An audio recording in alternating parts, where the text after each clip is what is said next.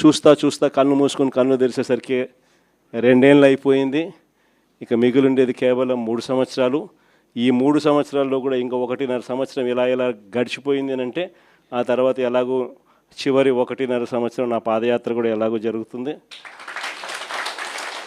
ఆ తర్వాత చంద్రబాబు నాయుడు ప్రతిరోజు సినిమా చూపించే కార్యక్రమం ప్రతిరోజు కూడా జరుగుతుంది. కాబట్టి చంద్రబాబు నాయుడు గారు చేసే ఈ రెడ్ బుక్ పాలనైనా, చంద్రబాబు నాయుడు చేసే ఈ అన్యాయాలైనా ఇక టైం దగ్గరకు వచ్చింది. ఆయన గురించి ఇంకా భయపడాల్సిన అవసరం లేదు. ఆ భయపడే రోజులు ఇంకా పోయాయి.